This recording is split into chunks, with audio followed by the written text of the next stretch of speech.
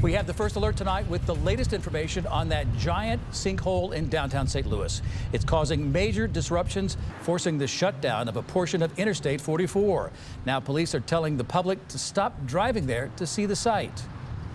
Good evening. Thanks for joining us. I'm Russell Kinsall. That sinkhole is large and the fix will take some time.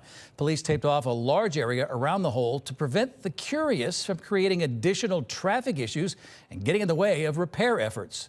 This all started late Friday when crews responded to a water main break reported at Broadway and Biddle, just north of the Dome of the Americas.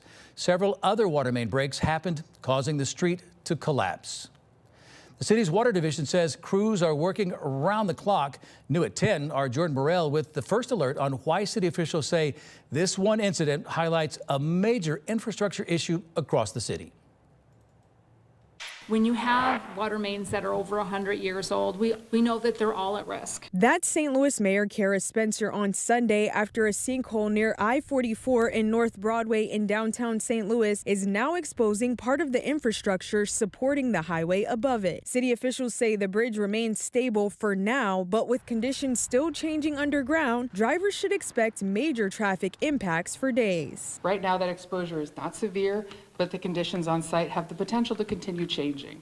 Keeping traffic off the bridge above reduces vibration of the columns, preventing further exposure from developing.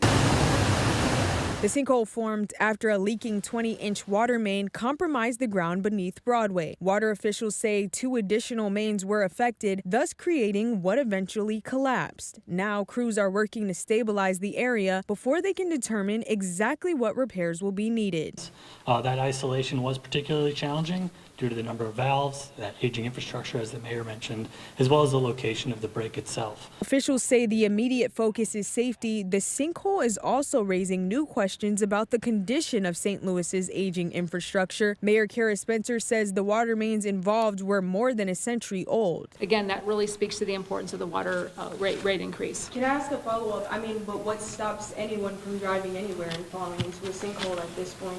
Well, I think but we're seeing an increase in sinkholes. That's obvious. We're starting to see those, but we're being extremely proactive. The mayor says years of deferred maintenance have contributed to the increase, highlighting the need for additional infrastructure funding. But for now, everyone is urged to avoid the area. We'll have things out there to tell people how to get there, but we'd like to first get everybody's cooperation. And certainly if someone's trespassing on this site, we'll take the appropriate action of any individual that's not abiding by what we're asking. As of Sunday evening, we know that this area will stay closed for the foreseeable future, as well as parts of 44 and I-70. We'll have detour information on the First Alert 4 News app, and there will also be corresponding signs in this area. In downtown, Jordan Burrell, First Alert 4.